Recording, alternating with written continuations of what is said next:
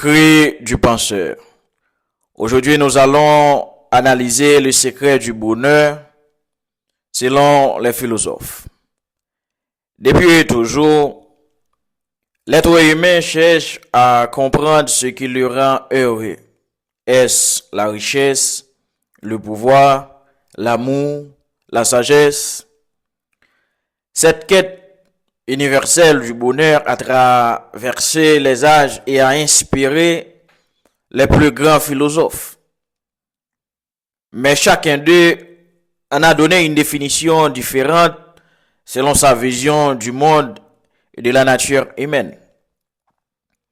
Aujourd'hui, nous allons explorer les grandes conceptions philosophiques du bonheur, c'est-à-dire de l'Antiquité à l'époque moderne, de Socrate à Nietzsche en passant par Épicure, les stoïciens ou encore Spinoza.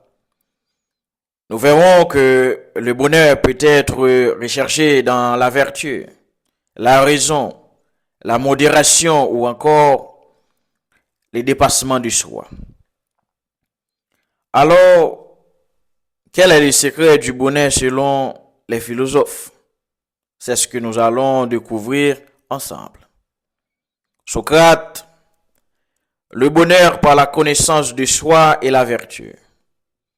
Socrate, considéré comme l'un des pères de la philosophie, pensait que le bonheur repose sur la connaissance de soi et la recherche de la vérité. Selon lui, l'ignorance est la cause du malheur car elle nous pousse à faire de mauvais choix.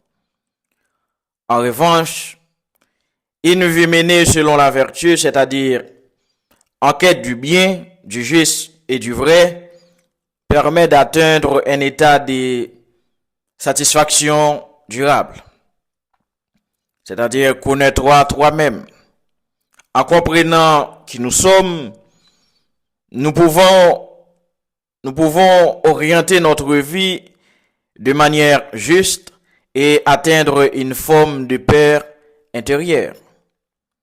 Et si on regarde, Aristote a parlé de l'épanouissement par la vertu et la raison. C'est-à-dire que les bonheurs qu'on appelle eudaimonie n'est pas pour lui un simple plaisir passager, mais l'accomplissement de notre nature humaine.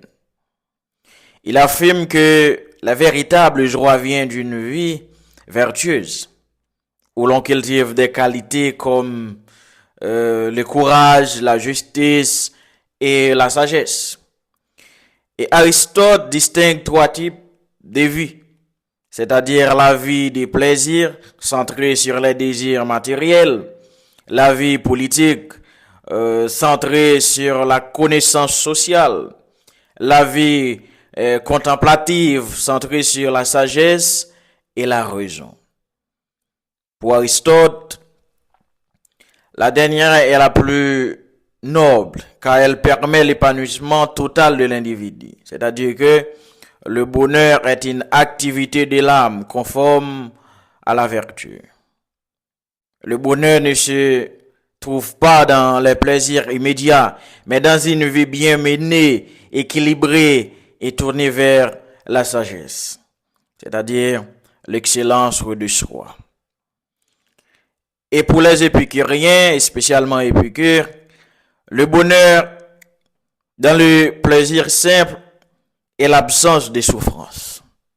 Contrairement à l'image du libertin jouisseur qui lui était parfois associé, Épicure défendait une forme de plaisir modéré.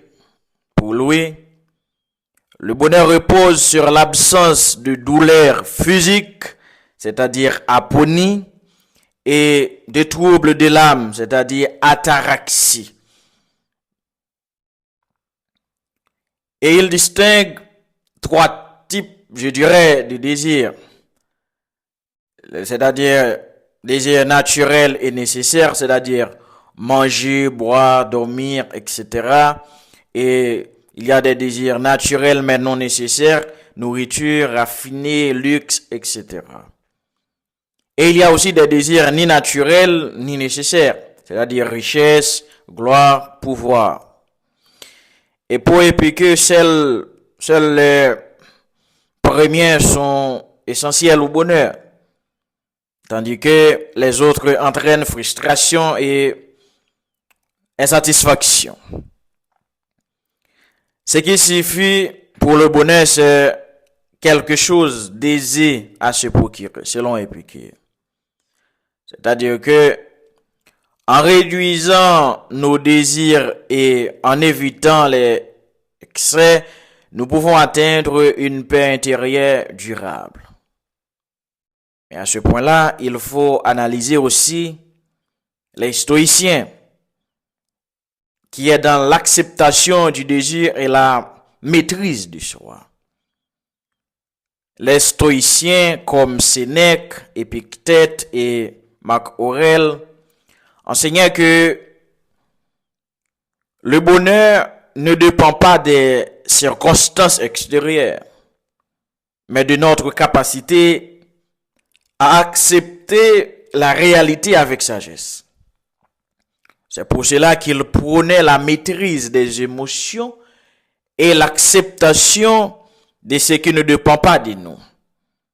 Et Sénèque disait que ce n'est pas parce que les choses sont difficiles que nous n'osons pas, mais parce que nous n'osons pas qu'elles sont difficiles. Donc, le bonheur ne vient pas de l'absence de problèmes, mais de la manière dont nous choisissons d'y réagir. Et cela me fait penser à Schopenhauer qui disait que le bonheur dans la réduction des désirs. Pour Schopenhauer, il avait une vision pessimiste du bonheur. Selon lui, la vie oscille entre, je dirais, frustration et ennui. Car pour lui, l'homme est condamné à désirer sans cesse. Il recommandait donc de limiter ses désirs pour souffrir le moins possible. Donc, la vie oscille comme un pendule entre la souffrance et l'ennui.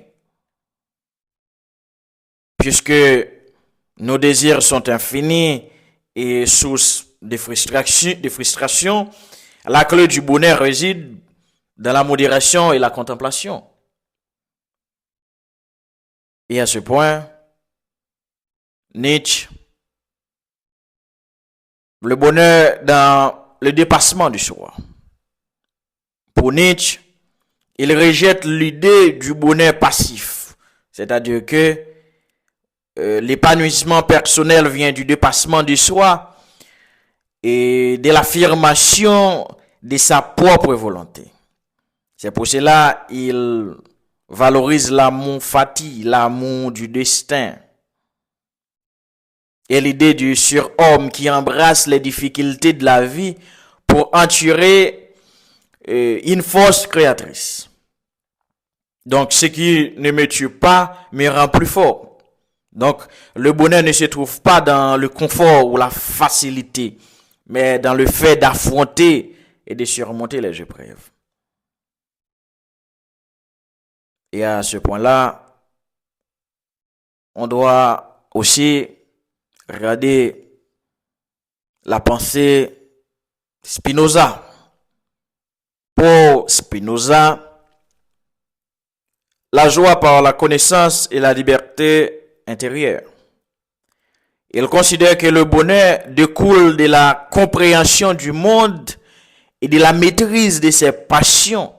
C'est pour cela qu'il distingue 3 niveaux de connaissance, c'est-à-dire que l'opinion, souvent trompeuse, la raison qui nous permet de mieux comprendre le monde et l'intuition qui nous relie à une forme de sagesse supérieure. Et c'est à ce point-là qu'il parle de la béatitude n'est pas la récompense de la vertu, mais la vertu elle-même.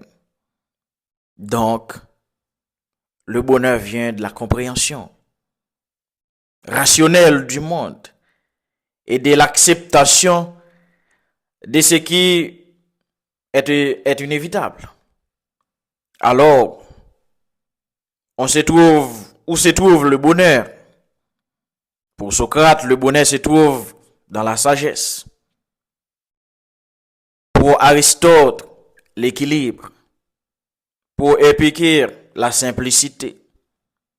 Pour les stoïciens, la maîtrise de soi. Pour Schopenhauer, le détachement.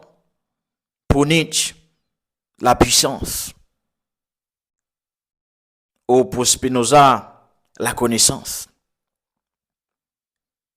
Peut-être que la clé réside dans une combinaison de ces visions. Le bonheur n'est pas une formule unique, mais un chemin personnel, influencé par notre manière de penser et d'agir. Comme le disait Hegel dans sa phénoménologie de l'esprit, la philosophie est l'art de comprendre le monde et de le transformer. Elle est indispensable à une société en quête de sens et de progrès. Merci d'avoir partagé ce moment de réflexion avec moi. La philosophie ne donne pas toujours des réponses définitives, mais elle nous invite à questionner, à comprendre et à voir le monde autrement.